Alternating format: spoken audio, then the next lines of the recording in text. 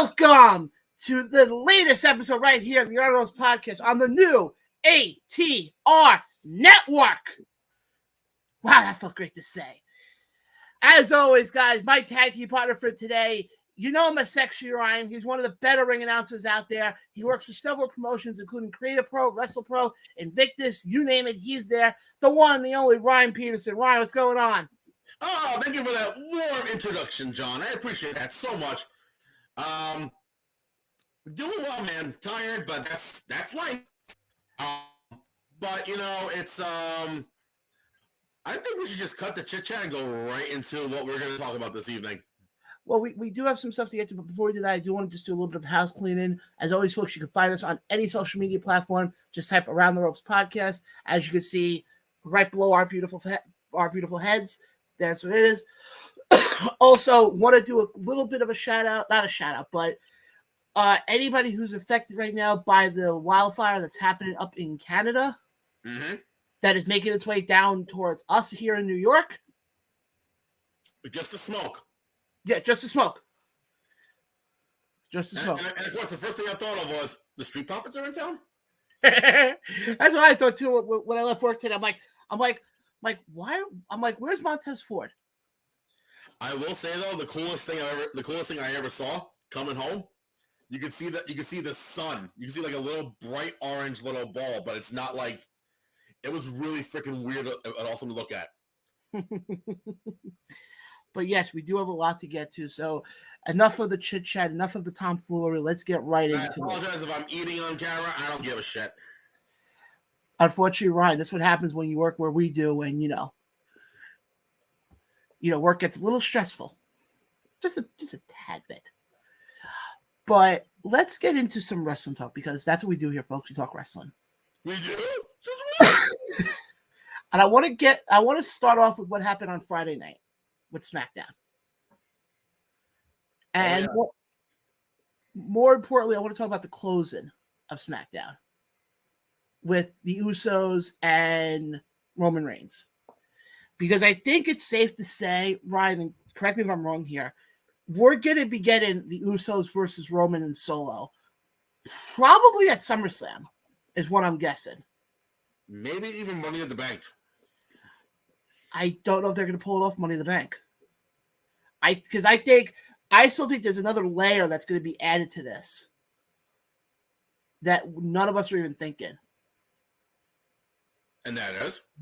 Rikishi. The guy can barely walk.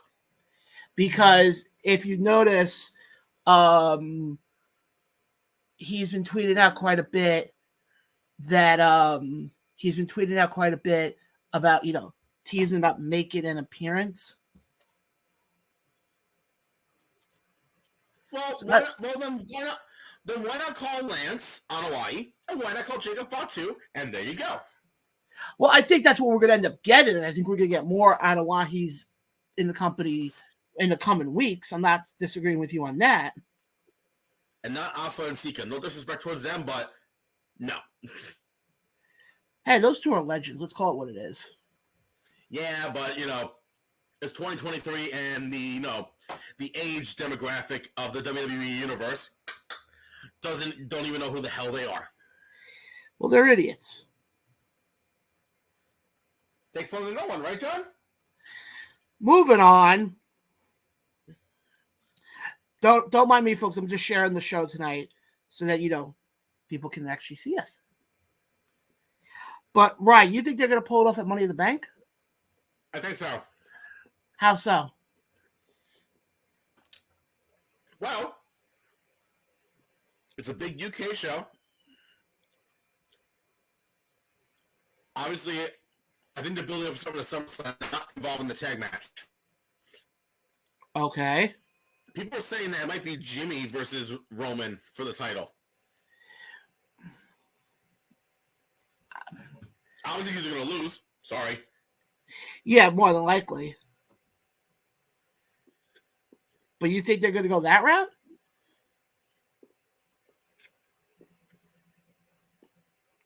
I mean, who else is there for Roman right now? What? Who else is credible? Mm-hmm. Unfortunately, there's really nobody right now. There you go. Well, strike that. There is. But he currently holds the IC title. Yeah. And he's on Raw. Okay, first, hold on. That whole crap of he's on Raw, he's on SmackDown, that's obviously not flying in WWE anymore. Here we go again. What? I'm just saying, to me, the draft is... La Greca 2.0. The draft is pointless. Speaking of things that are pointless, I wonder how the Knicks are doing this offseason. Here's what... Okay. Now you got my juices going. Never say that phrase again. I would like for you to explain to me, Ryan, how... And by the way, I'm not the only one who says that, because we actually have some comments coming in right now. Well, yeah, because we have comments. Richie Sorrentino, former king, even agrees with me the draft means nothing. Next. We got a comment coming in from Mitch saying, I had blood drawn today. Does that make me a part of the bloodline? Yes. Yes, it does. Knicks are about to make a big trade. Don't worry. Finally get rid of Dolan? That'll be fantastic. Oh, yeah, sure. But here's my... Okay. Ryan, you're good at explaining things to me. Mm-hmm. Explain to me how the draft is actually working right now. Because I'd love to hear this one. In my opinion, it's working out well because it's not the same hokey dokey bullshit you see whenever people are going back and forth. Like you remember, I think it was from like 2012 to 2016, where it was the same constant people over and over and over and over again on Raw and SmackDown and SmackDown and Raw and SmackDown. It was the same shit over and over again. Yeah, but this is where I disagree, though. Because then if you're pushing for this whole draft thing, then why the first week that you have, the first week coming out of the draft, all of a sudden you have AJ appearing on Raw? Because he had a layover from Saudi Arabia and Albany. And his flight got delayed. So what do you do? Do you have your gear? Great. You're in a tag match tonight. Sweet. We got some comments, more comments coming in. Mitch said it's not. Don't know what the hell he's talking about on that one. Richie Sorrentino turns around and says the draft should have gone away years ago. It did. Then it came back, and it was working well, by the way. Then they fucked it up. Mitch asked if we're going to SmackDown on the 7th. I'm not sure yet. I'm not sure. I'm sorry. I'm not going to pay Dolan prices to see TV wrestling. We got another comment coming in from a good friend of ours, Ryan, who I'm waiting to get your reaction to this one. Yeah, I wonder who it is. I freaking knew it. I'll just let you read that one. Okay, and I quote, I turned this on and immediately heard John mention his juices flowing, LMAO. Oh my God. Thank you, Billy. You have no idea. Hey, hold on. We're talking about me here. You're saying this like it's a shocker. You bet your bottom dollar, buddy. Got another comment coming in from Richie saying, why is Cody on SmackDown and Raw 2 weeks in a row? And this time goes, it's not Dolan's prices, it's the people's, the secondary market. Okay. I want to address a couple of things here. Another comment coming in here from Billy. Wow, the comments are flying tonight. She goes, sorry I had to, but she goes, also after draft. Thank you! Ryan, what the point I'm trying to make is the draft is not... Slap your hand one more time, and the next time I see you, that is going to go across that face of yours. The draft is not what it was when they first did it 20-something fucking years ago. Hell, even fucking 6 years ago. They're trying to make it work because, freaking Gomez fucked it up. Got another comment coming here from Richie going, the draft needs rules, like why they draft and never draft on all the guys with belts first on the hour. Jimmy Dolan needs Thank you. That's the first thing in the 10 minutes being on there that you and I both agree on tonight. And let me guess. You agree that it's not Dolan's prices, it's the people's prices. It's Dolan's prices. Let's call it a spade here. But back to the draft thing here for a second. Oh, God. My issue with it is this.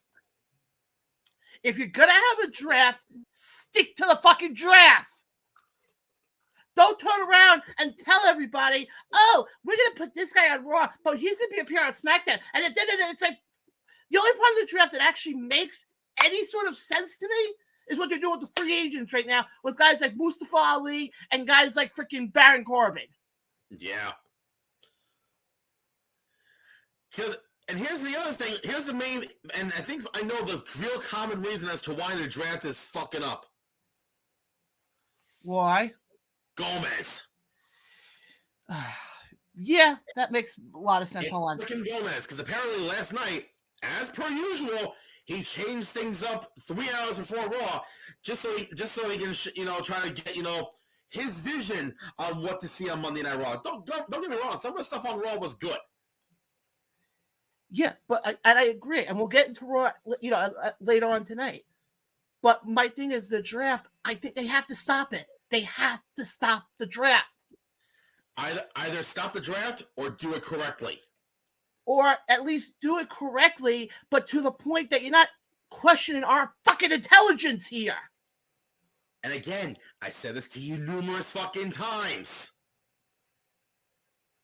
Which obviously, based off your reactions, you kind of fit the description of what I'm about to say. Say it.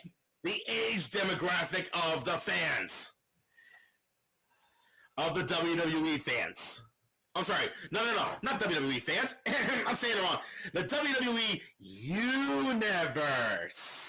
All right. I got to get to some of these comments because I'm laughing my ass off at some of these comments. Richie turns around and goes, only NXT people should be in the draft. I could see that. They are. He says boycott the draft. I agree on that. I don't know what Mitch is saying about UBS. We're not talking about UBS Arena. We're talking about MSG here. Mitch, you got to get your facts straight. Mitchell, no disrespect, Dolan does not own UBS. It's some Russia. It's the same guy who owns the Barclays Center. Dolan runs MSG. Have you seen the prices for that shit? Billy turns around and goes, Jim Dolan, I thought we were letting Gigi Dolan set the prices now. Oh, God. But, guys, definitely keep the comments coming in here because they are flying tonight. But, right, my point is this. My God, you're still talking about it? Jesus Christ, man. To me, the draft, this has to be the last year they do it. Again, they got to do it correctly because get rid of Gomez, put him in a retirement home finally. Maybe he needs his colostomy bag emptied. I don't know. No wonder he's in a weird mood. To me, this is what I'm failing to get, though. We tried to get rid of Gomez and look how far that got us. Yeah, because people didn't really pay attention to his, terms and contracts and shit. Yeah, he basically got his way back in. Exactly. But here's my point, though. We'll move on from this after this. If you're going to do a draft, go back to when they first did it back in 2002. I think it was 2002 the first year they did it? Yes. It was after the plane ride from hell. But they stuck to it, though. Mm-hmm. And it made you, especially when they started doing the whole, all the pay-per-views, and it was, you had your Raw branded pay-per-views, your SmackDown branded pay-per-views. Oh, God. But at least it made you want to watch. They tried doing that same concept 6 years ago, and it was fucking overkill. Yeah. They had a Raw pay-per-view, and then 2 weeks SmackDown. Then 2 weeks later, Raw. Then 2 weeks SmackDown. And then, dual branded. And then it's like, oh my God. Yeah, but then okay, Richie makes a great point right now. Team SmackDown versus Team Raw mattered back in the day. I agree. He also said, what was the other comment he said here? He said the draft was meant to put people over who weren't. I agree. I think the real purpose for the draft. Have you noticed the timeline of that? The original draft. Yeah, wasn't that right after WCW and ECW? Exactly, and they had too many people in the locker room, so they split people up. But that's what happened now. If you remember, you go back to the one that happened 6 years ago. If you remember that one was basically because WWE kept signing everybody and their mothers. Yeah, then some bastard known as coronavirus came in, and they got rid of like 100 people. Yeah.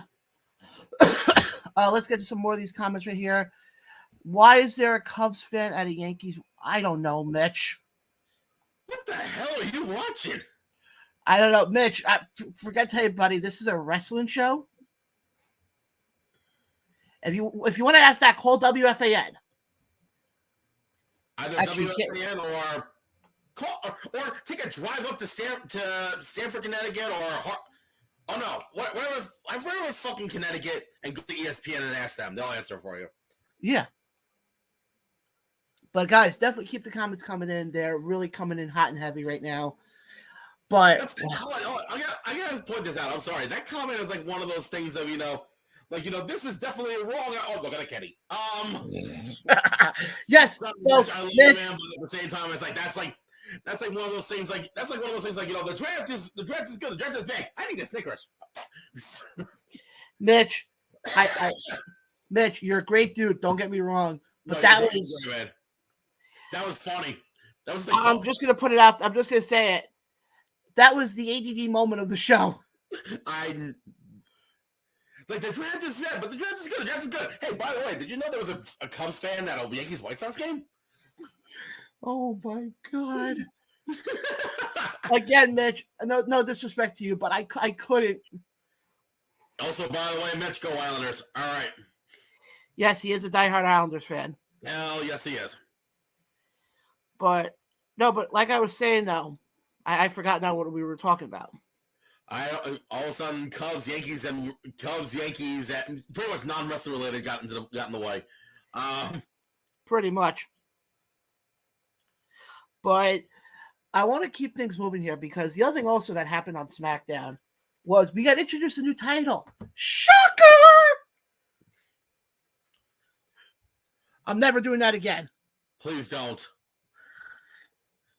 And we got introduced to the Golden Universal Undisputed Galactical Space Mountain title.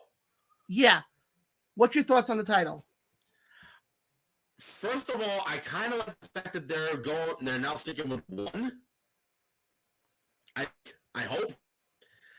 Second of all, why in the blue hell is it fucking Ronald McDonald yellow? No, right. It's the picture I showed you earlier today. Oh, that's right. Apparently, the Universal title is sponsored by Lala from the Teletubbies. Exactly. Oh, God. Because that's all WWE did. I'm sorry. I'm going to say this right now. That title we saw Friday night was utter laziness at its finest. That's why I love the World Heavyweight title better. I'm not going to go into that one. You guys know my thoughts on that title. Yes, we know you think, because it's a consolation prize. It is. You're a consolation prize. At least I know how to put oil in my car. Moving on. Okay. Richie makes a great point right now. Thank you. Where's the big gold belt? Somewhere hidden in Ric Flair's basement in North Carolina. Or even better one. How about the Wing Eagle? At Hogan's Beach Shop in Florida. Yeah. He also said Roman's going to probably win the Raw belt next. Like, Vaughn, why? Would you like to know why? Because. Thank you. But I'm going to say this right. I'm going to say the demographic of the WWE universe. I'm going to say this right now, though. In regards to the title that they gave Roman on Friday night, I think is utter laziness. All they basically did was take the outline of the belt that we've seen the last 4 fucking times they've introduced a new belt. And I think Vince was sitting in his office, sitting back in that chair, has a dartboard on the wall with all different colors and goes, it's going to be gold. No. I got one even better. You know What? Really got his attention? What? He was hanging out with his grandkids and great grandkids, and he watched an old episode of the Teletubbies. Exactly. Because he's sitting there going, oh, wait a minute. Tinky Winky, that's the Cruiserweight title. Dipsy is the old Universal title. One looks like a fruit roll-up. Oh, no, that's Paul. Sorry. I'm sorry. I'm Gomez. Oh, what else? Dipsy is the 24/7 R-Truth holding title. But what the hell is Lala? Oh, I know. We'll give it to Roman Reigns. Oh, yeah. Like, come on. I'm sorry. To me, if you want to make it special, you put like Roman's logo in the middle. Do something different. I'm sorry. To me, it's completely. I'll put it this way. This is the one time you're ever going to hear me say this. What they gave Seth on Raw is 10 times better than what they gave Roman. Oh, hell yeah. And yes, folks, I just said that. Still doesn't change my mind. I still think the damn belt's a consolation prize, but that's another story for another day. Shit, this is what happens when you hang out with a gripper too much. What did you say? I didn't say anything. Hey, Ryan. I'm sorry. Did you lag on that or Share to the class what you were about to say? Say what? I didn't say anything. I don't know what you're talking about. I didn't say anything. Do you have proof that I said anything? Yeah, you said something about hanging out with somebody that you kind of mumbled off. I never said such a thing. Okay, I'm hearing things then. Hey, listen, after the day that we had, I think we're both hearing things. Yeah, but we got some more comments coming in, so let me go through the comments quickly. But all 3 belts he will come out to. That's actually one thing, Ryan, you and I were talking about today at work. Oh, him having all 3? Yeah, because if you want to be technical, they never officially said, "Oh, these belts are retired." That's true. Because if you remember back when Triple H gave him the gold belt, Roman gave the other 2 belts over to Paul. Which I swear to God, every time I see Paul Heyman say, "Yes, my tribal chief," I swear to God, he's having a massive Boston cream pie fest. Hey, don't kid yourself. Paul Heyman is one of the best managers around. I swear to God, I thought you were going to say something about Boston cream. Actually, wasn't last week Donut Day? I think last Friday. But anyway, that's besides the point. Richie says, what if Raw trades for Roman next week? Oh, God. But that's what I'm... Okay. They got to get better at figuring this goddamn shit out. Folks, I'm just going to say it right now. If I walk into work, when I walk into work tomorrow and I have no voice, Ryan's going to know exactly what happened. Oh, he'll be doing the entire office a favor. Wow. I'm kidding. Wow. But again, John, I said this to you numerous times on here and off camera. Have you seen the age demographic of the WWE universe? Yes. Okay. You notice how, especially with their demographic's attention span is like 6 seconds.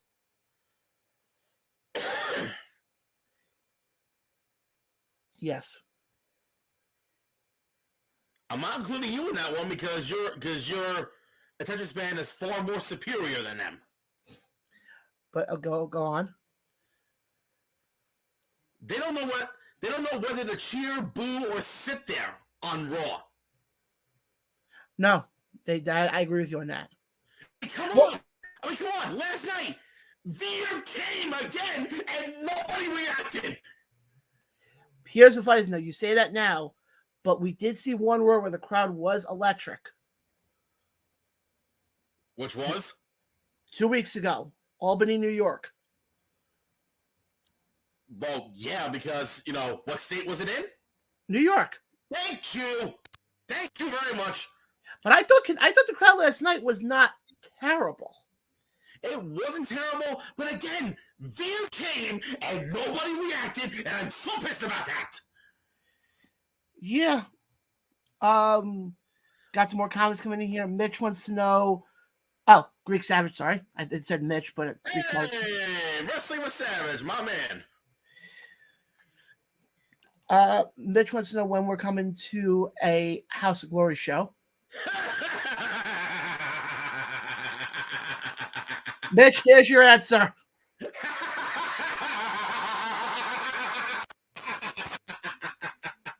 Oh, you're being serious? Yeah. Oh no, I was talking to Mitch on that one. How about when pigs fly? No, in all seriousness, I know their next one is actually in Friday. Yes. But I'm sorry, I'm not going to pay $50 for general admission. Yeah, that doesn't make sense. I mean, granted, I'm glad they do well. But we'll see what happens.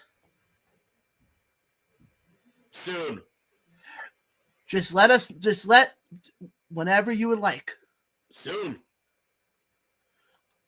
Whenever you would like. Now Savage can rip John a new asshole. Oh. I'm not going to answer that one. I think he's talking about House of Glory. Oh. No, I know what he's talking about.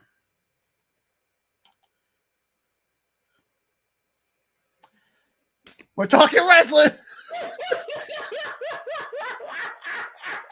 Holy shit. I read like certain words I just lost after that.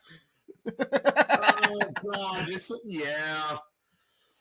Oh, Jesus Christ. Thank you. Thank you. Nope.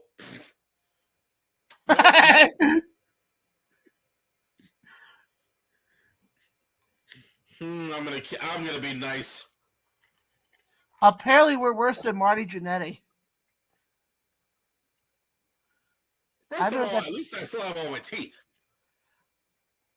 Moving on. At the shoot. I don't know where we're talking about, because we were talking about coming and hug and pigs. And of course, folks, this show has gone completely off the rail. Which, by the way, this show is brought to you by Motor Oil Coffee. And then apparently Mitch says a Jew. God bless you. What the fuck is going on? What the hell's going on tonight?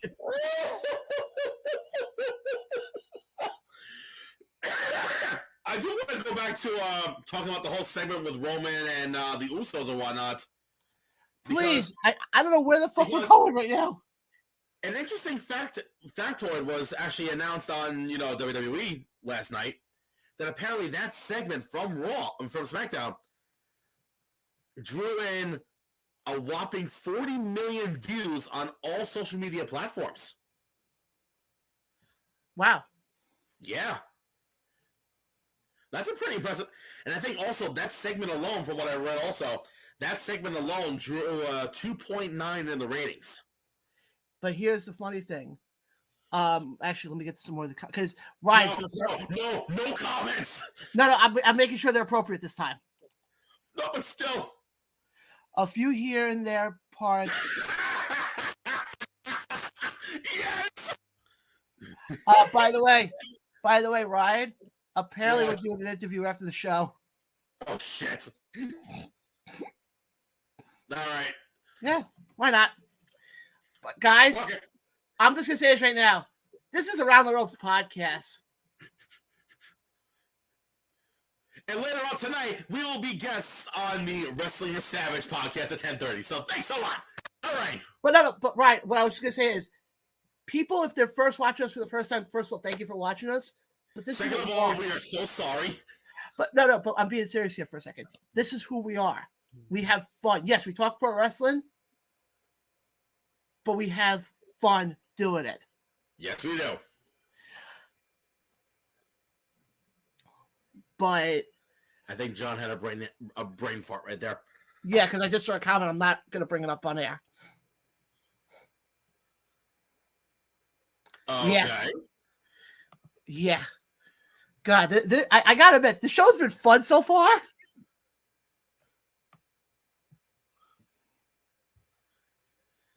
Oh, but, why not put that one on? Why not put it on? Oh, not that one. It's you're a fan. It's your only fan.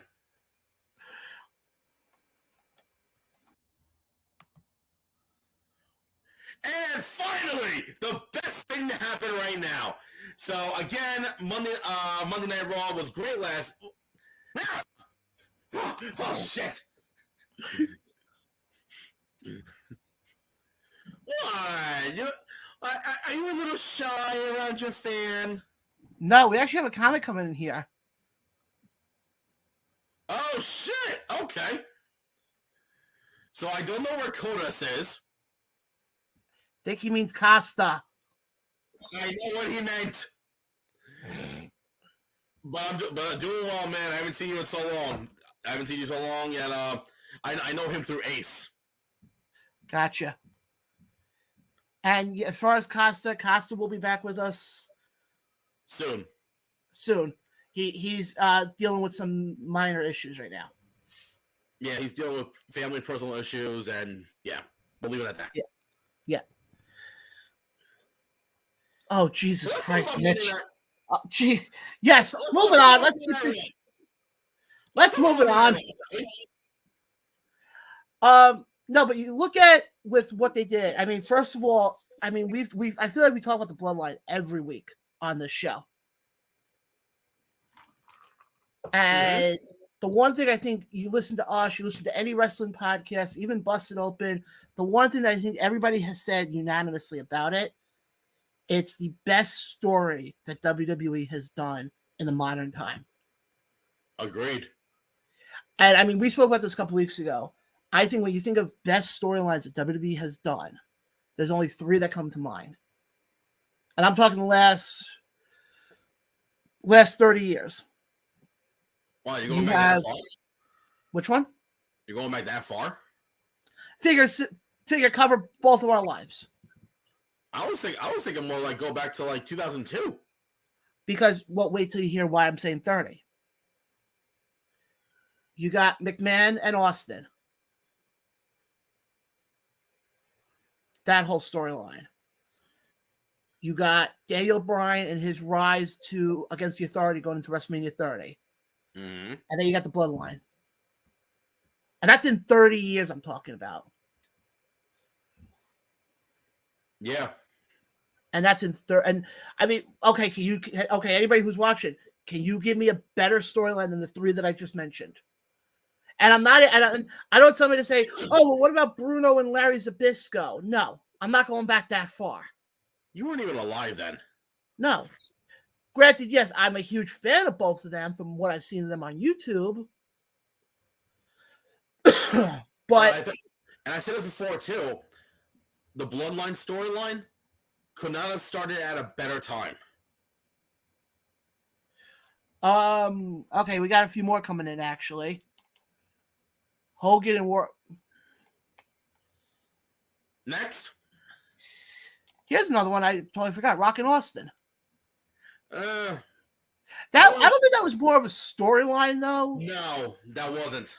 That was more of a. Guys, let's just let them go beat the crap out of each other.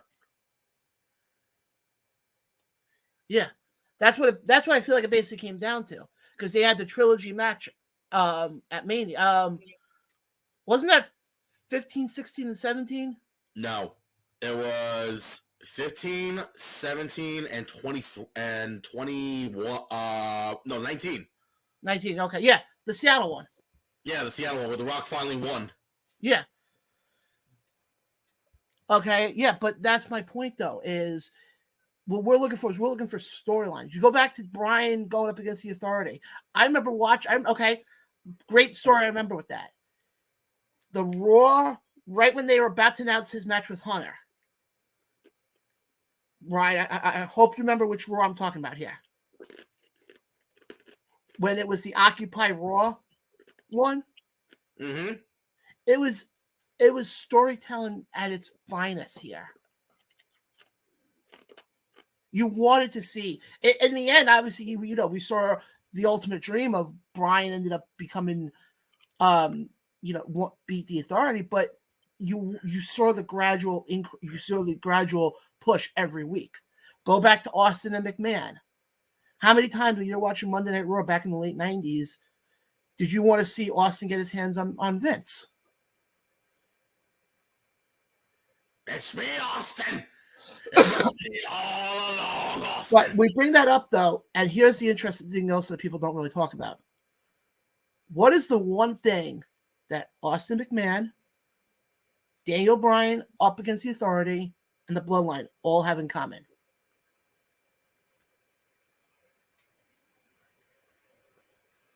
There's one thing when you think about it that they all have in common.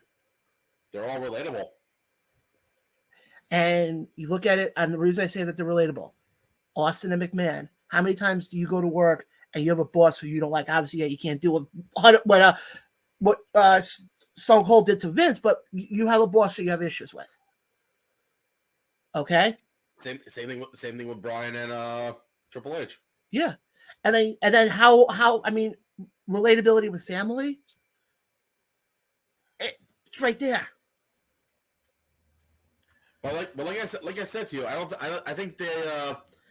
think you could have asked a better timing to start the Bloodline storyline.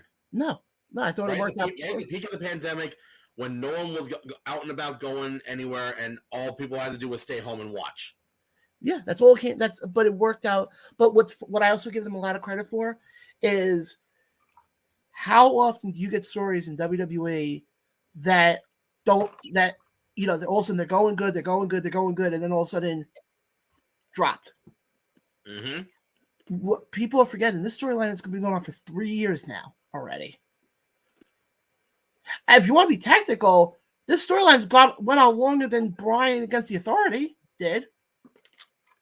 Yeah. Bryan and the Authority, from what I remember, I think started after the Rumble. No. Oh, no. Okay, strike that. You had the moment at SummerSlam in 2013. Yeah, when he beat John Cena, and then you have Randy Orton come out, cash in. Triple H, who's the special guest referee, screws him over with him being a heel for the first time in 7 years at that point. Yeah. And then that started the whole Authority angle with some of the worst title matches in the end of 2013. Especially also greatest wrestling match of the time, Randy Orton versus The Big Show for the WWE World Heavyweight Championship. What a great 5+ star match that was. Yeah, but Ryan, if you remember though, they really didn't push. Yes, obviously Orton screwed Bryan over, cashed in on Bryan. But if you remember, they didn't really start pushing Bryan going up against the Authority until after Punk left. Yeah, and I think that started at the Rumble because I remember that so well. They were in Pittsburgh. Mm-hmm. I remember that very well. It was him and Bray Wyatt in the opening match. The crowd was hot because if you remember also that's when Bryan briefly joined the Wyatt family. Yes, you remember that shit? Oh yeah. And then when it came to the Rumble, he was nowhere to be found. The fact that Rey Mysterio got booed. Come on. But the funny thing is, you know the whole story behind that, right? Of course. That originally was supposed to be Punk going up against Hunter at that Mania. But Punk got pissed at the Raw after Rumble. Deservedly so, by the way. Yes. Because also, I think it was not to get into much detail. I think it was a concussion protocol that happened. Yes. Yes, that was the whole thing with that. And the funny thing is, hold on. Yeah, that was the whole thing with that. But the funny thing is, It was that after that, they didn't have somebody to work with Hunter. Because I think originally, if memory serves me right, I think they were going to run back Bryan and Sheamus. But how would that have worked, though? I think it was kind of because if you remember, Sheamus had beaten Bryan in 18 seconds. Yeah, but that was for a world title. You think you would have put a title on the line on that one? I don't know, but I remember reading at some point that was supposedly the plan for Bryan going into WrestleMania 30. And then if you remember, that was when the whole yes movement really got into high gear. Yeah.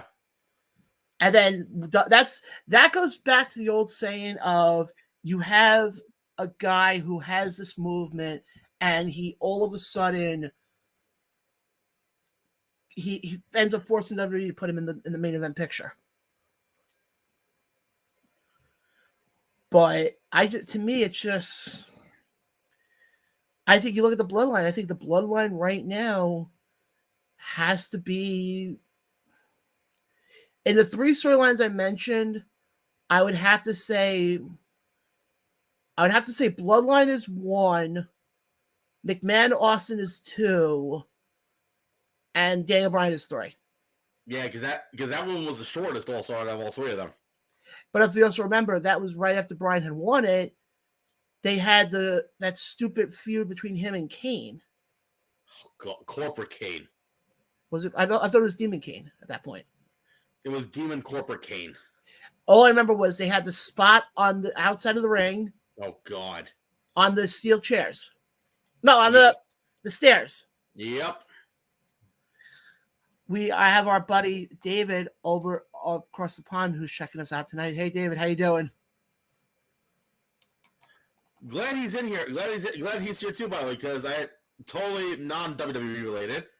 However, apparently they sold 65,000 seats for All Out in Wembley. Yes, that I did hear. Or All In, excuse me. Yes. And I think the stadium was set for 75,000, so they're almost sold out. I have a feeling they're going to sell out. I think so too. Yeah, I have a good feeling they're going to sell out. But do you agree though with how I rank them? I agree. But I want to keep things moving here because we got a few more things I want to get to before we wrap up the show for that. Again, folks, I appreciate everybody who's watching us. If you're watching us right now, hit the like button, hit the subscribe button. It costs you nothing. It does wonders for us. Share the video with your friends, your family. Show them what you're watching here every Tuesday night with myself, Ryan, and eventually when Costa does come back, what all three of us provide you guys, because we're just fans. That's all we are. But David chimes in here and goes, so I believe pretty damn good progress. It will sell out, I'm sure. Yeah, I completely agree. I completely agree that they're going to sell out. Speaking about AEW, there's two quick things I want to get to with that before we get to the other stuff. Forbidden Door happened in the end of this month. And I don't know, Ryan, if you caught wind of the two matches that were made official. Can I make the announcement? Go right ahead. The floor is yours. Oh, I'm sorry. Did I say your spotlight? Go ahead. The floor is yours. Oh, because again, folks, this is the Around the Ropes podcast starring John Blaine and the team. Go on, Ryan. So for AEW Forbidden Door, in lovely Toronto, Canada, you lucky sons of bitches, there are two matches scheduled for that night. Number one, for the IWGP US Heavyweight Championship, the current champion himself and Canada's own Kenny Omega takes on someone that I think in the beginning of the year he defeated, almost killed himself over. Will Ospreay. And then, folks, this is going to be a really bad segue, but based on what's going on right now, oh, God. So, the American Dragon, Bryan Danielson, will be taking on someone who, for all the fans up in Canada, I do apologize for what I'm about to say.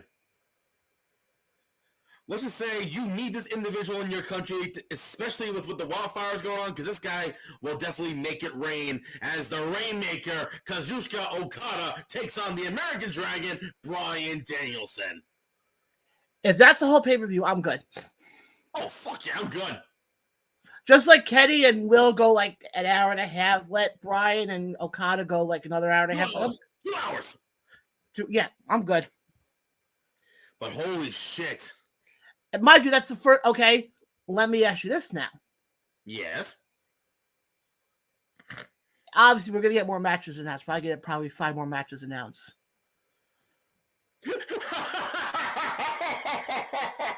What? No comments on here. I'm reading the comments on one of the pages that announced it. Yeah. I swear to God, this is what the the comment said. Danielson versus Okada? Question mark? This is some cream dream shit.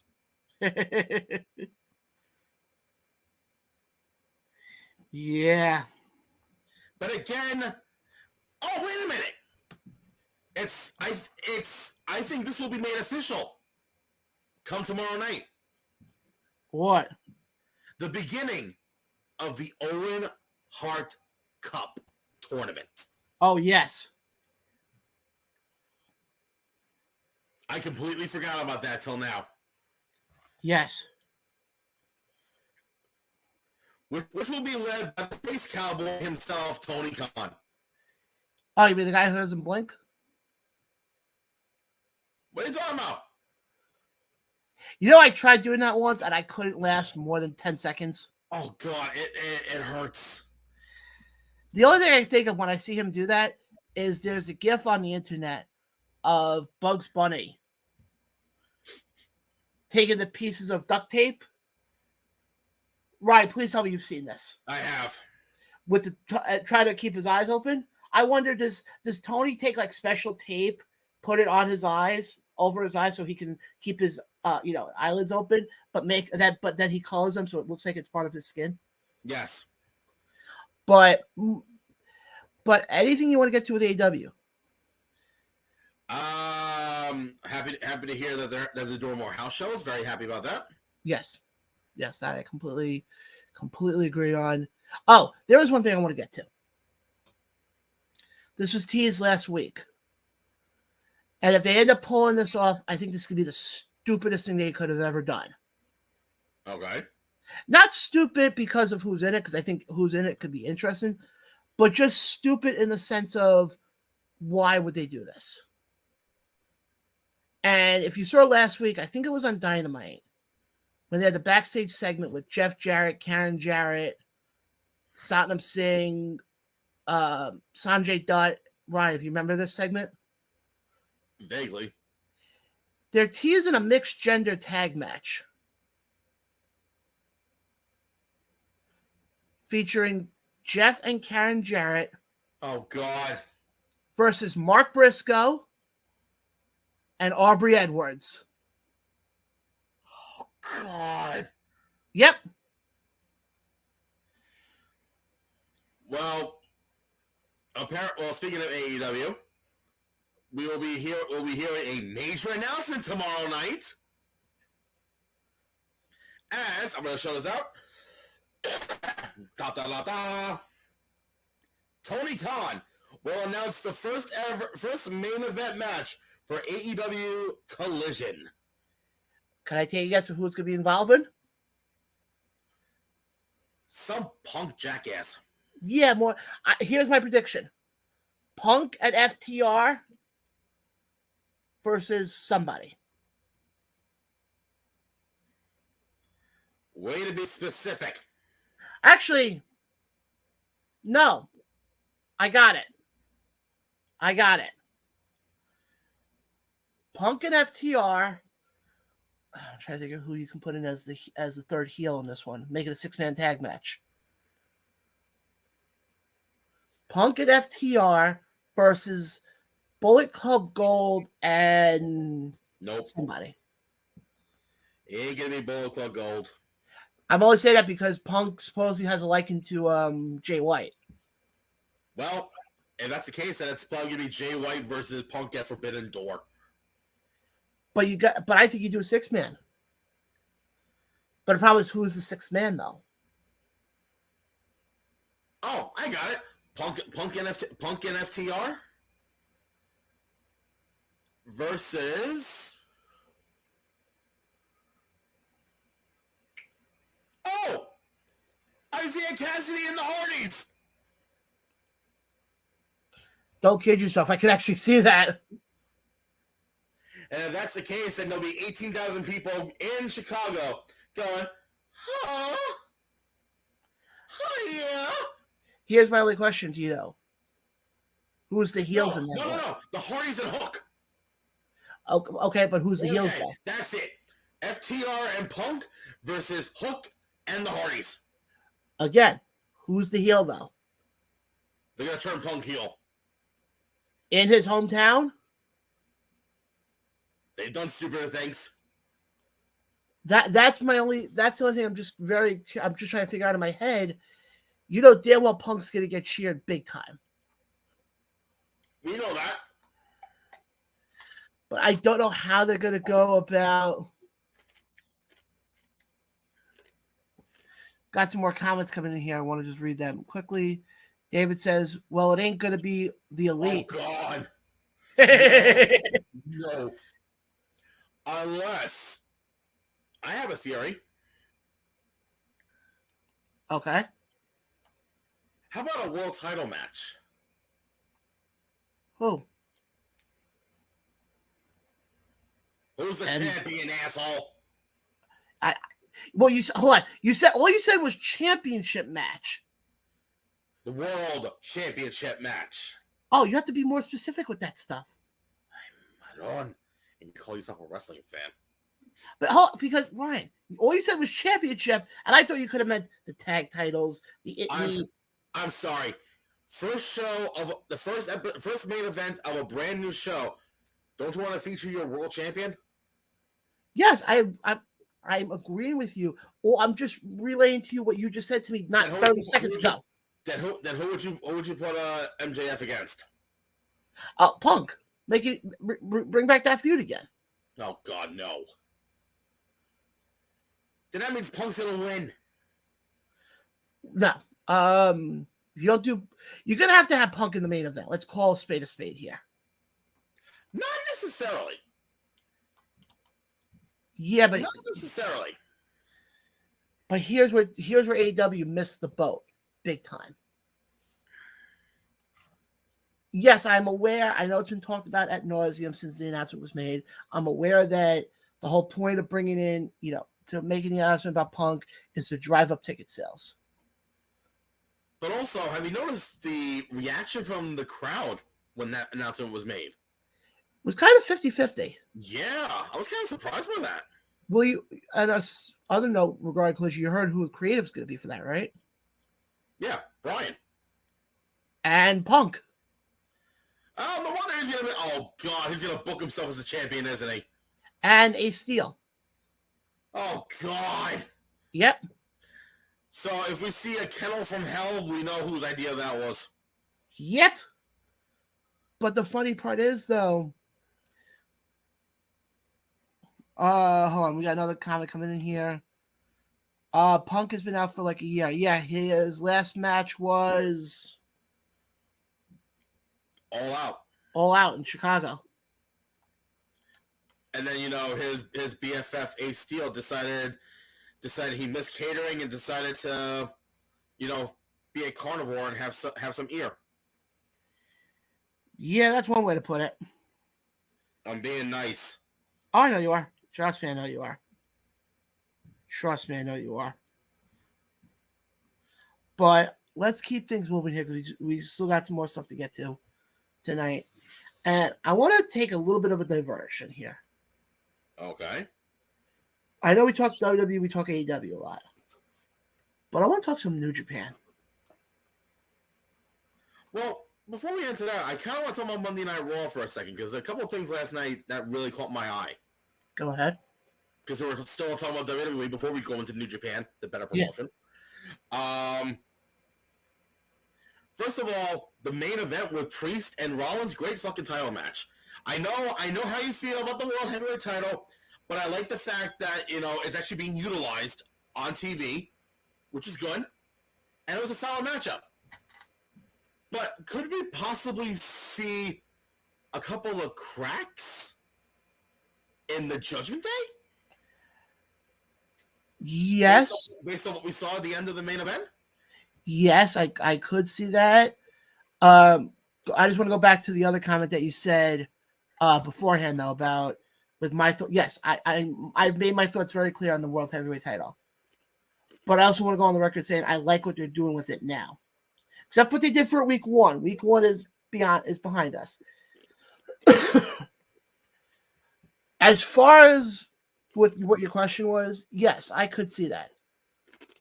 But I don't think it's going to be the end of Judgment Day, though. I wouldn't say the end of Judgment Day, but possibly someone may be leaving? Yeah, I hear he's going to cause a great amount of punishment. Yeah, you could say that. Which, honestly, if that's the case, I'm all for it. Because he finally got that notoriety. He finally got the notoriety, especially as of late, where the Judgment Day is focusing more on 2 individuals instead of all 4. What are you talking about? Rhea and Dom. Oh, yeah, especially with what Seth said in the ring on Monday. Oh, my God. You mean Cody? No, what Seth was saying. What the title reign being longer than Finn's? No. When Finn and Damian came out. But I didn't mention Finn at all. I said Rhea and Dom. Yes. Man, you gotta start listening more, dude. Actually, no. Let me phrase that. You gotta start paying attention. I misconstrued that one. Because it was Cody who said, and I quote, I know Ray is not the perfect father. He's made mistakes. After all, I'm looking at one. I'm like, Dad. No, the comment I'm talking about is when they first came out to open up Raw.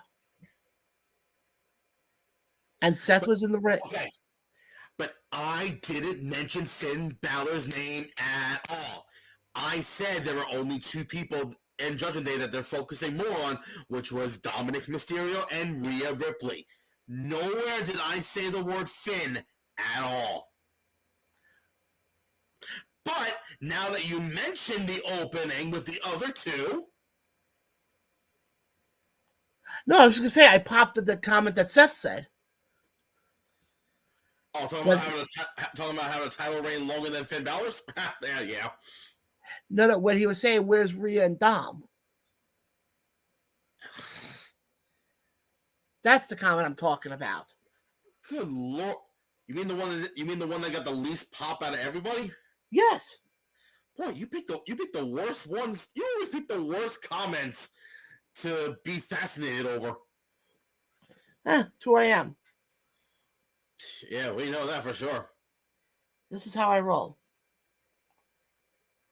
I need a Snickers. Actually, no good with the Snickers?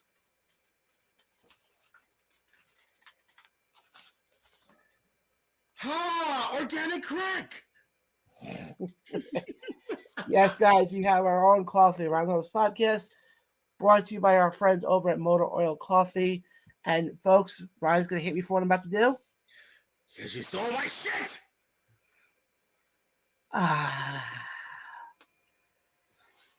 This is amazing stuff.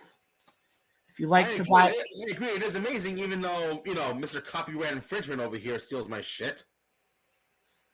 If you like to buy a bag, you definitely can. You can hit us up on any of our social medias. We can definitely get something going for you. The only thing we do ask is if you do like to purchase a bag, please provide us your zip code so we can properly give you the proper shipping and taxes as well. So, yes, we do have our own coffee. Well, But now that the home shopping network portion of the podcast is over, let's get back to wrestling. go ahead.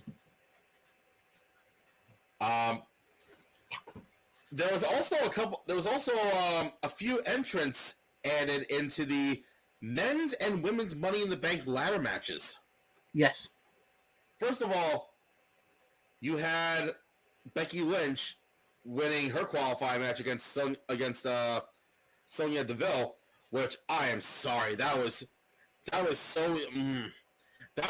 so predictable. Even Helen Keller predicted that. And same thing with Zoe Stark.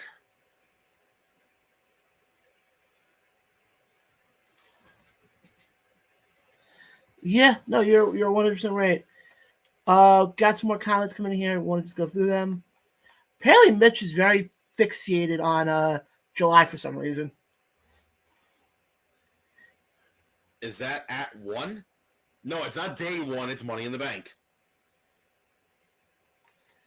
To answer your question before, Damian Priest, Dom. But again, guys, keep your comments coming in. We'll definitely pull them up. I appreciate all the comments that are coming in. What did you say? Yes, Mitch. 1 p.m. No, it's not 1 p.m. Oh no, is it 3 p.m.? 3. It's 3 p.m. Eastern Standard Time, 12 Pacific. Yes, no. What was 1 p.m. was Night of Champions. That already happened. I'm just telling people why Mitch probably thought it was 1 p.m. No, Money in the Bank is not in Saudi Arabia. It's in United Kingdom. Yes. But let's get into wow, Mitch. Yes. Ha! Wow, Mitchell. What was that for? Because I made the joke about with 1 p.m. Night of Champions. You mean Afternoon of Champions? I never said no. What idiot would say Afternoon of Champions? Should I go to the playback of previous Around the Rose podcast episodes on the new ATR network? What schmuck would say that? It's Night of Champions. It happens at night. Yes. Shall I go to the playback where you can find on the new ATR network on our Facebook and YouTube channel where I subscribe and you all should subscribe to also? Okay, hold on. I gotta give you props on that. I gotta give you props on that one. Thank you. But again, Ryan, what idiot would say that? Do I need to repeat myself? You don't get my. I'm just busting chops. I get it. But yeah, but as far as with what they did, it's going to be a very. We'll get more into Money in the Bank in the weeks to come. But as far as money, as far as who they have in there so far. I want to see something here. I know. I think so far there's 2 men in the men's one. Yeah, I think it's Shinsuke and Ricochet. That's it. Which, by the way, you want to talk about a banger of a match? Oh yeah, the match those two had last night. Oh, I can do you one better. Okay. How about Kevin Owens and Gunther? Oh, you mean the big guy with ears? I'm talking about Gunther, Ryan. I know.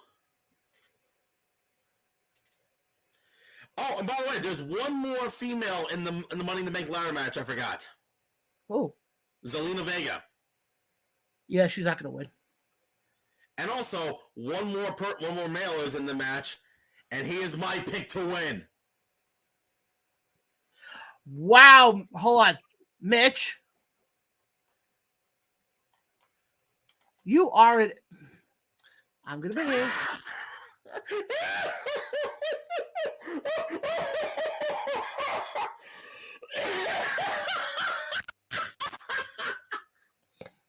Moving on. There's one more person in the men's Money in the Bank ladder match, and in my opinion, he is my pick to win it. And who would that be? Why is no other than LA Knight? Yeah. And from what I have read, actually, nope, I don't want to go into spoilers. I'm calling a spade here that he's winning the entire thing. If he doesn't win, then just like the famous kid song, London Bridge won't be the only thing falling down in London that day. Oh yeah, I completely agree with you on that. But let's keep things moving here because we have a couple more things to get to.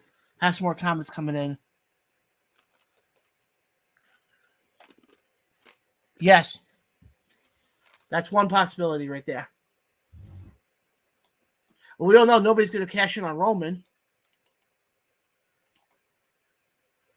Brian, you have two people who agree with you about seeing LA Knight winning the Money in the Bank. If they don't pull the trigger on him, I feel like I lost hope on LA Knight. Yeah, I completely agree on that. But let's keep things moving here because we got a few more things to get to. And the next thing I want to get to is actually, no.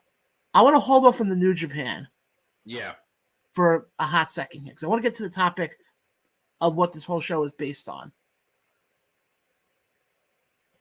And Ryan, the question I have for you is this, and I have it for everybody who's watching this as well. Right now, WWE has 2 title reigns that are becoming historical. Obviously, we all know Roman Reigns right now eclipsed the 1,000 days. I think he's up to like 1,010 days as champion. Mm-hmm. Gunther is set to almost hit a year, and from what I've read, is supposedly penciled in on September 6th to officially break the Honky Tonk Man's record of 452 days. Mm-hmm. So now I ask you this, and I ask all the listeners who are watching this as well. Which title reign is more significant? Roman's 1,000-day run or the current run that Gunther's on right now with the IC title? Current run of Gunther. Do you care to explain? First of all, he's had more matches. Gunther's a full-timer, not a part-timer.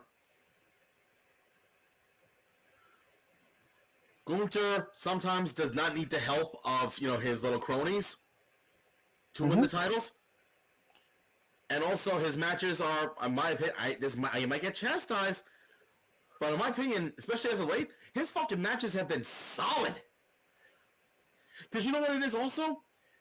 If you watch every single Roman Reigns match, half of it is wrestling, and half of it is just taunting. Yes. Half of it, and half of that half is him talking to the crowd saying, "No, I am the tribal chief. I want you to acknowledge me." I'm like, what the fuck? Just get to the fucking wrestling. No, I have one half hour long. I have one question. When did Roman Reigns turn into the Cookie Monster?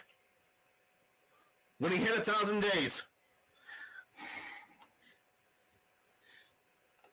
Got some more comments coming in here. Oh, yeah. Gunther's a beast. And here's the other thing also. Yeah, I agree. Him and KO's match was great.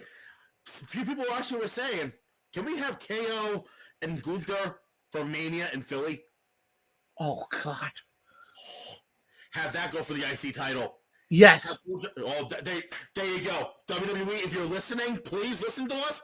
Book that match for Philly. That place will go fucking nuts. And then just give us credit for it. That's all we ask. Yeah, just give us credentials. Here's why I agree with you about Gunther, but it's not the reason why you just said.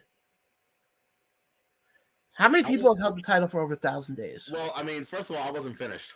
Go ahead. Sorry. I was not finished. Go ahead. You put Gunther in the ring with anybody, depending on whatever the size difference is, you have a fucking banger of a match. Perfect example. I'm gonna go back to before WWE when he was actually called Walter. and he was a little bit bigger back then. I'm bigger as in, despite, the amazing weight loss that he did that got him into phenomenal shape. But he had banger matches against Pete Dunne, Tyler Bate, Ilya Dragunov, and then when he came over to the UK, again, Pete Dunne, Tyler Bate, Mark Andrews. He had a banger match against Joe Coffey. I agree. He's talking about KO and Gunther. Yeah. And then Gunther's matches with Ilya Dragunov. First of all, the empty arena one in the UK, they got 5 stars. And then the other one that he did where he lost the UK title to Dragunov. And then when he won the IC title, he was up against Ricochet. He went up against Sheamus and Drew McIntyre, which in my opinion was one of the best fucking Mania matches I've ever seen. And then just recently in Night of Champions, or Afternoon of Champions if you're this schmuck. Never said that, but moving on. Him and Mustafa Ali, which was like a fucking banger. I was surprised by that. You put Gunther up against anybody, and I can guarantee you'll have at least a 4+ star match from Gunther. Yes. No, I completely agree with you on that. Hell, I'd love to see Gunther versus Rey Mysterio. I feel like we've seen that already. Not one-on-one. Yes, we have on SmackDown. But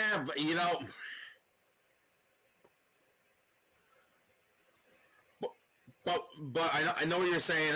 But I know you're saying how many people can say they held the title for 1,000 days? Only 4 people can. But here's the thing. Out of those 1,000 days, how many times did he actually defend the title? Oh, quite a bit. Ryan, I forgot to mention, there's one guy who I'd love to see Gunther face. Who? Walter.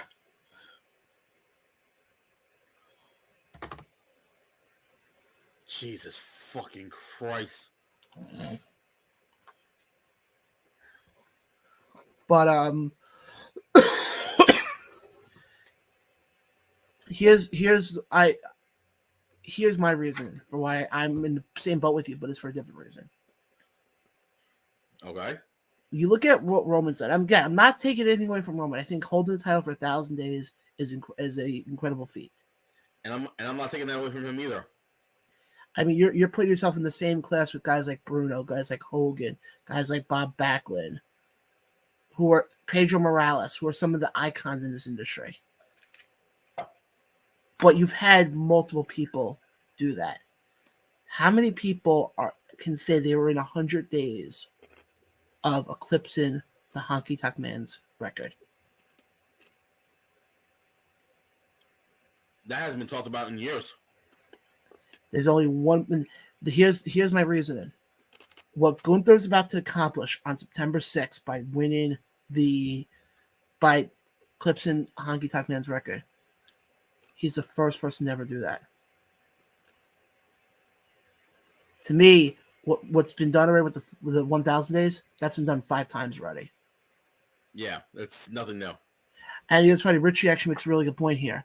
You go back to the days of Bruno and guys like Bob Backlund, they defended that title multiple times a week. Yeah, exactly. That's what I'm saying also with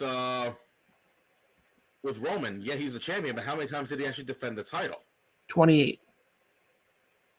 So out of the 1,000 days, he's only defended it 28 times? Come on. I think 28 or 29 times. But still. And to be honest, I know we talked about Roman a lot in the beginning of the show. Realistically, when's the next time you're going to see him defend that title?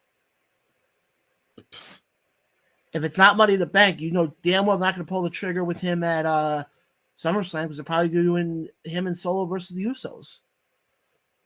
Then again, why even bother have the title then? Because. Oh, here's one that we totally forgot about.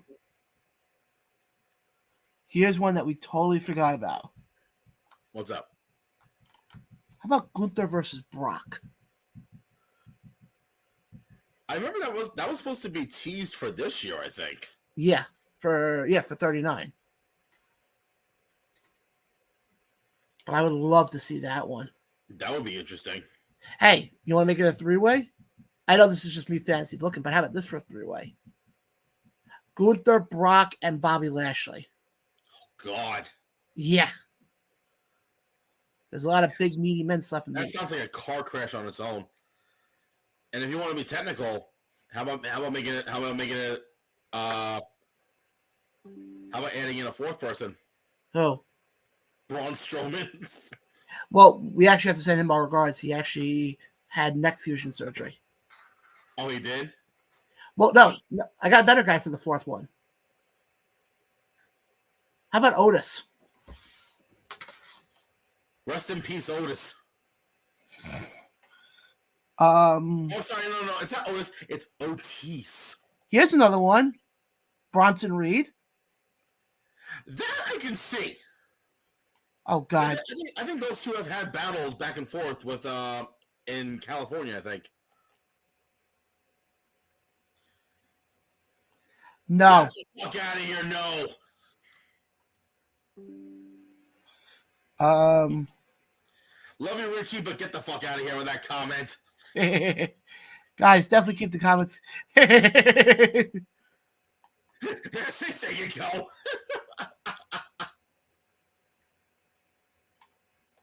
Here's an interesting one. Bronson Reed and Solo. That I can see. So does that make them a Solo Reed? Moving on now. I'm sorry. I just watch. All of a sudden they're gonna pair them up as a team. Oh God. No. I just also you can see Bronson Reed and Solo Sikoa become a tag team, and their gimmick is they're gonna be librarians, and they just push reading on everybody. Moving on now. Yeah. Apparently. Oh God. If that's the case, I know their team name. What? Reading Rainbow. Butterflies in the sky. Your ass is flying high out of the ring. Wait a second. Hold on. Does this mean LeVar Burton's going to be their manager? Oh, fuck yeah. Come on, Burt. Let's do it. Butterfly in the sky. Oh, ricochet can fly.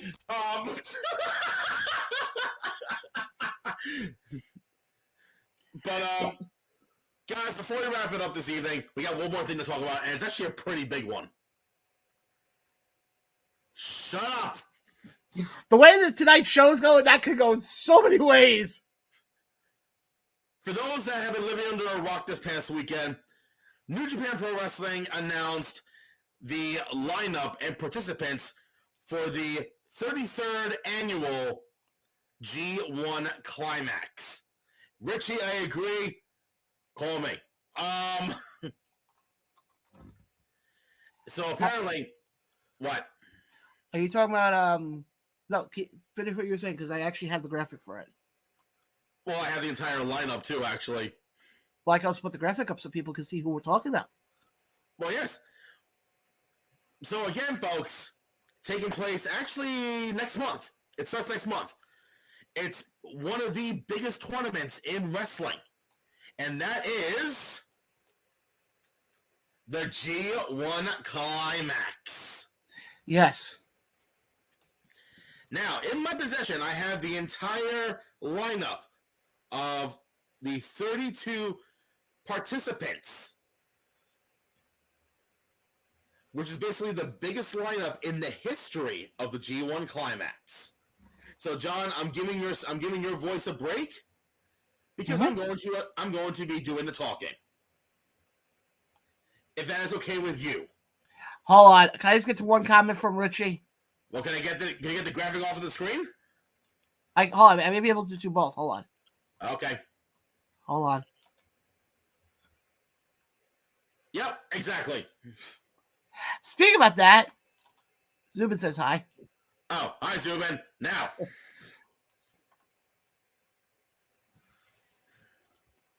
Go ahead, Ryan.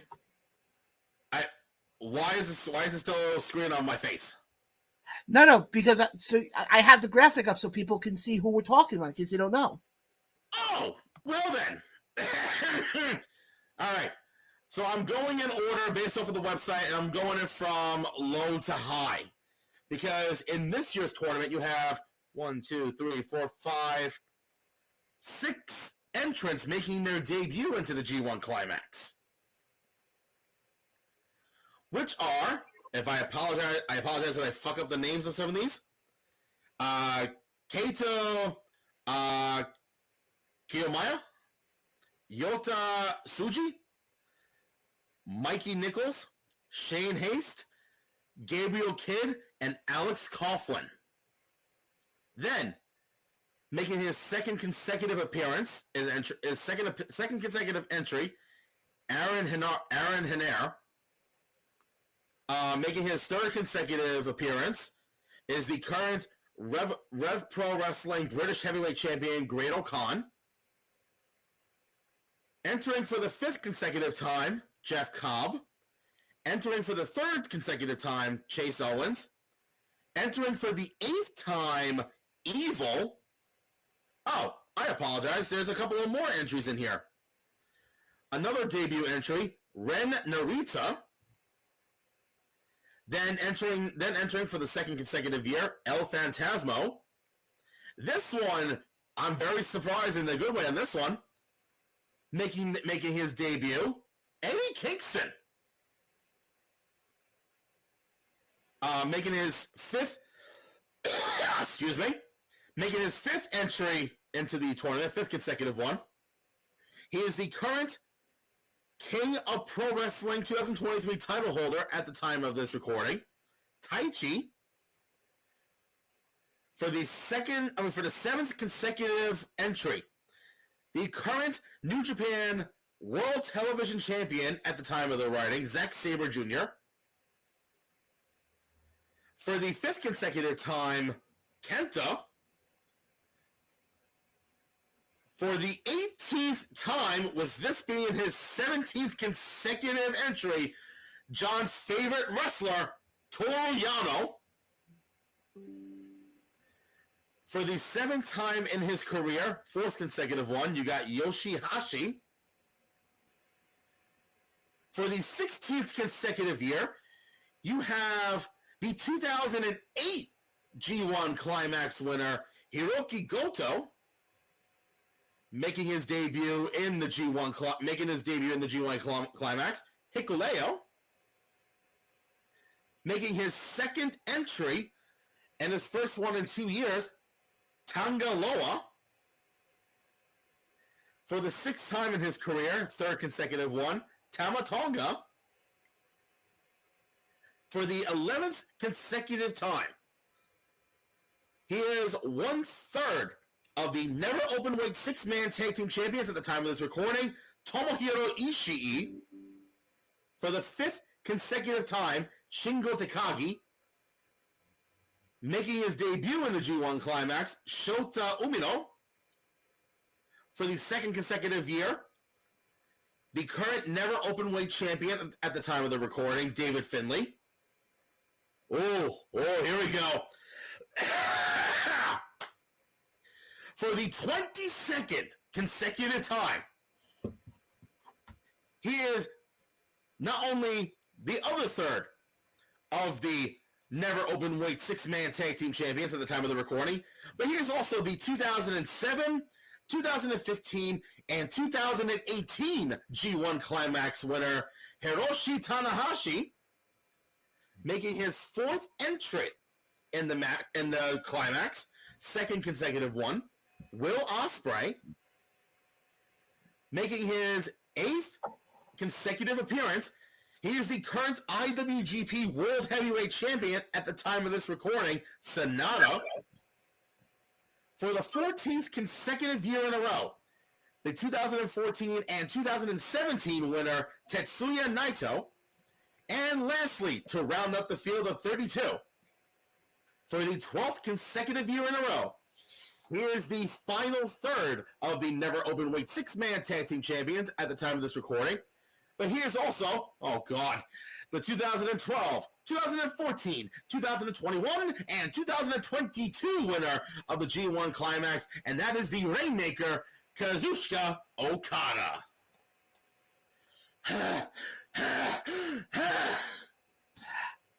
Got some comments coming in here. Fucking hell. Yep. By the way, Ryan, the biggest news of all.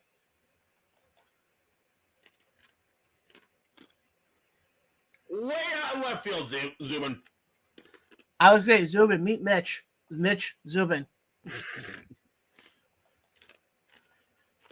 And then, but obviously we'll keep you guys posted on what happens with the G1 climax. Holy shit. I have to ask your opinion. What do you think of that lineup?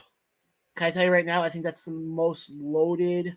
I don't actually most loaded. It's not proper English. No, you're right. No, that's the correct term.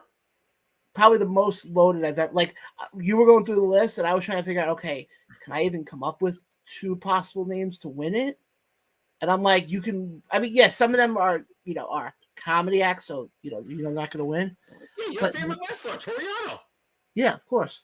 But you look at 90% of the guys that you talked about, you can make the argument for every one of them. Oh my god, yeah. Hell, give Eddie a fucking run. I don't care. Especially with the way things are going. Like hell, give David Finlay a run. Yeah. I'm looking at it right now. Hell, even give Zack Sabre Jr. a run. Yeah, well, Zach may have some issues dealing right now with the certain Samoa Joe over in Ring of Honor. That's Ring of Honor. That's something different. Okay, I mean, you can go Okada too, but he has an American Dragon he has to try to tame. Oh, here's something. How about Sonata?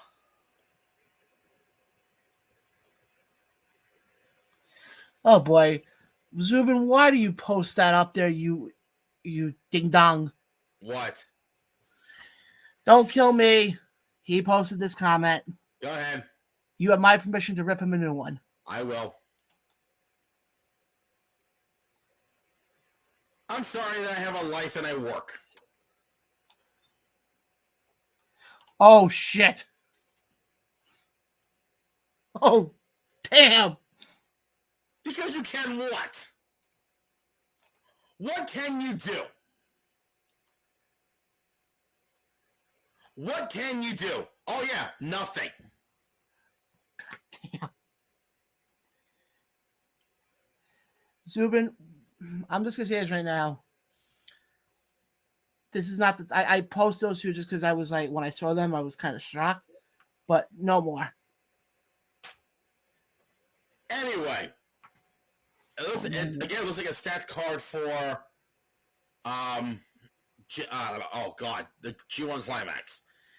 And again, folks, this is a month-long tournament starting, I think... Oh, my... I think July 14th or 15th. Put it up. You sure? Oh, don't worry. Go ahead. Okay, I'm forewarning you here. Well, just do it. Zubin, why are you bringing your personal life into this? Moving on. My job in the bathroom. Really? Really, Zubin? Isn't that what you call your somewhat of a refereeing career? Moving on, because I can see where this is going to go. It's the Roast of David Zubin, sponsored by the Around the Roast Podcast and Motor Oil Coffee. No, but in all seriousness, though, oh no, what did he say now? Just do it. Just fucking do it. Folks, this is the roasting portion of the evening you're going to love. Oh, Jesus Christ. Okay, glad that you're busy with your education. That's very good. And yeah, of course I love the bathroom because just like you, my bathroom is also full of shit. Jesus Christ. Sorry, he's not here at the moment. Apparently, oh God, exactly. Guys, this is what happens. Round of Podcast. We talk about everything. Oh yeah. Especially at tonight's episode, we really talked about everything. Yeah, especially the topic about a White Sox fan being at a Cubs fan being at a Yankees White Sox game. Hold on. Can you say that again? You froze. Say what again? Can't we all just get along? No, Richie! This is wrestling. Do I need to bring out my guitar and sing Kumbaya, my lord? Kumbaya! Seriously. Good fucking lord. Can't we all just get along? Richie, do you know what year it is? Hold on. No. I'll give you a name for... That's not how you spell it! Okay, Ryan, do you have can I have your permission to say what I'm about to say? Go! Zubin, read a fucking dictionary! It's English! Oh, God! Apparently, we're gonna get sponsored by Hooked by Phonics. Oh, God. People are now attacking Zubin in the comments. Oh, no! He goes, LOL, I tried. Hold on. Strike first, no mercy. Oh, God. No. Not the best comment of all. Oh, no. There we go.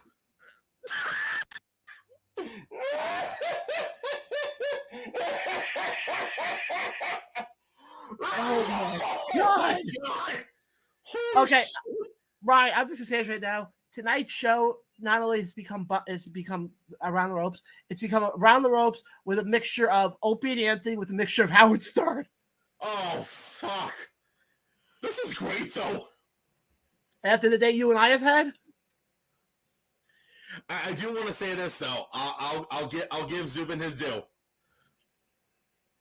How do you spell do? Because Zubin may need help with that. DOO. I'm kidding. So, folks, if you're going to be out here on Long Island this weekend, especially on Saturday, June 10th, I believe it's out in Malvern, I think it is. There's a massive comic convention going on, and DMZ Promotions is bringing in someone, obviously wrestling related, of course, but someone who is a very well-known athlete and also is a Hall of Famer. And who would that be? And Mr. USA, Tony Atlas. And that happens this Saturday. I think it's 10 to 5, I think is. I think so. So, folks, when you go there, make sure to stop by DMZ Promotions and say hi to Tony Atlas, and also say hi to Zubin. Yes. Oh my God. Hey, Zubin, I'm giving you credibility now. Yes. I got nothing else to talk about tonight. I'm waiting for him to respond. By the way, as I said that, the coffee bag that I had on the corner of my desk here, It fell, didn't it? just took a bump. Yeah, it died after the education comment. Tony will be there 10 to about 3:30. You're welcome, Zubin. Here's the problem. Zubin may not know how to spell that. Wow.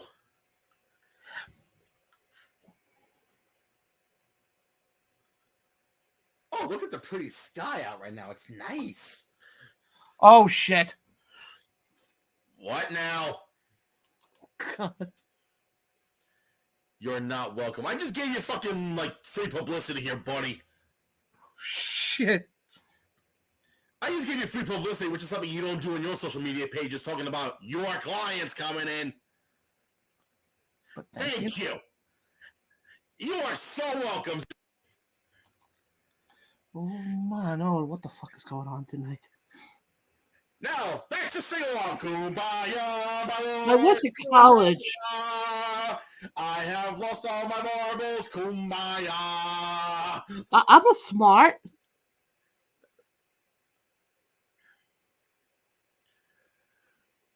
Anyway, Is there anything else to talk about today or no? Apparently Zubin thinks he makes the podcast amazing. Yeah, you make it so amazing the fans turn away. I went to college, right? You did? I got a degree. Do you know how to spell that?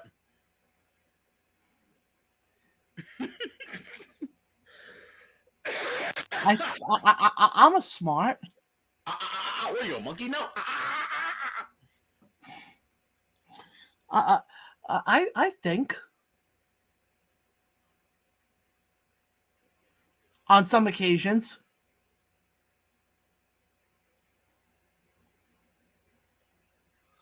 Oh, Zubin.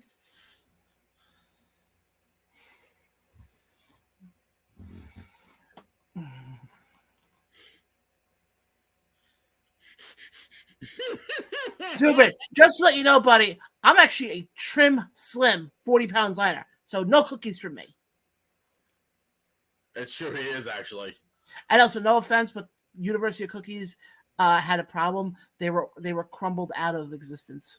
Oh, God, on that note. I don't think we have anything else to talk about tonight. I don't know. I don't know. I don't know. Actually, you know what we do? How about we do this? Ryan, why don't you promote what you have come up and we'll wrap up the show. How about that? Sure. So, next week I'll be in Jersey for Win in Richfield Park, New Jersey. Then the following week I'm in Richfield Park again. We're at this point. Oh, that's actually not a bad idea. Hold on. Oh, God. If that's the case, I want a special ring announcer. The guy right there. No, Zubin will introduce himself out to the ring. Okay, then I'm calling a spade here. I want my co-host to be the one to ring announce for me. Okay. I'll be your Ricardo Rodriguez to your Alberto Del Rio. Go on. The 25th, I got NFW versus Invictus Pro Wrestling. And again, folks, as we present Northern Conquest, again, it's no competition, even though Invictus is the better card. But definitely check it out. And as of right now, July 30th, end of the month, next month, I got Creator Pro back in Lynbrook, New York, where one of the main features on that card is the dime piece Aaron Ward taking on Effie.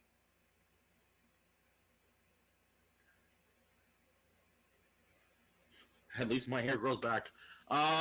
You have more hair than he does. And again, folks, you can check us out, check me out here on the Around the Rose podcast. And coming soon, unless someone decides to quit on me, I will be starting my musical theater podcast, The Curtain Call, where I'll be talking all things about musical theater, from personal top 10 lists to personal show reviews, and also especially after what happened this past weekend, might be getting exclusive interviews from those who are in the theater community. Yes. As far as me, with what I have coming up, obviously I'm not working the show, but I will be at a couple of shows coming up. This Saturday, I will be at the Totowa festival day that they're doing, which includes ISPW having a show there, which includes the main event of Rick Recon, your current ISPW World Heavyweight Champion, taking on probably his biggest challenger to date, in the one, the only, the Dominican Destroyer himself, the one who wants to beat up Ryan at the next Creative Pro show, as he said to me. I'm still alive, fucker. The one, the only, Vargas. Then, obviously, next week I will be at Win as well. Ryan, I know I will be. I'm not sure if Ryan, I think, will also be at Orlando's birthday bash happening next Saturday at Angela's house. Maybe. I have to see. Yes. Sunday, I don't know what I'm doing yet. I think there's a show that day in Ridgeville Park, New Jersey. I gotta see. The following week, obviously, we got NFW, which, by the way, Ryan, I don't know if you heard, they did announce another match. For what? NFW and Invictus. Could for the women's title. What? For the women's title.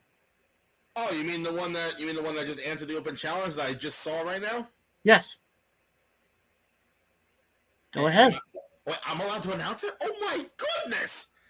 So, for the Invictus Women's Championship, the current champion, La Chica Clara Carreras, will be taking on Kelsey Reagan. That's going to be a good one. Yes. That's going to be a good one. I got 2 more comments coming in here from Zubin. Oh, and also, folks, before you go any further, if you have nothing to do this coming Saturday, and you happen to be around, the Bayshore, Long Island area, Victory Pro Wrestling returns with their show at Pro Game Athletics in Bayshore. The last time they were there, they ran out of seats and everyone was standing. Apparently, he has more hair than you do. Your chest doesn't count, buddy. But apparently, breaking news. Hold on. Oh no, do I go the breaking news route? That's the breaking news. Oh shit! I forgot about that. I remember him telling me about that. Yes. So, guys, just wanted to put it out there. But again, Brian, anything else you'd like to promote or mention before we... Yeah, I need a Snickers. Apparently, Zubin leaves next week. Oh, shit. I have no... Oh, wait, I know what he's doing. Okay. I'll tell you off camera. Okay. But, guys... Oh, wait, I do have one more thing I want to bring up. What's up? Did you know there was a Cubs fan at the Yankees-White Sox game? I know. Shocker. I know. And apparently I was getting my juices going. Oh yes, and it got one of our viewers very, very happy. But again, I appreciate everybody who watched us tonight. It means a lot. Appreciate everybody who commented tonight. The comments were coming in hot and heavy. And we will be back here next week, same time, same channel. And honestly, who knows who will be joining us? Exactly. You never know. But again, guys, go to our YouTube page, hit the subscribe button. It costs you nothing. If you find us on Facebook, hit the like button, share the video with your friends, your family, your colleagues, your sister's ass. I don't care. Get the video out there. Let people know what you're watching here every Saturday, every Tuesday night live. And also, before I also forget, if you'd like to buy our coffee, you definitely can. On any of our social medias, hit us up. We'll definitely work with you. The only thing we do ask is please provide us your zip code so we can give you a proper shipping address or shipping costs. Yeah, so we can calculate it better.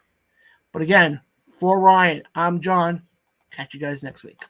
Later.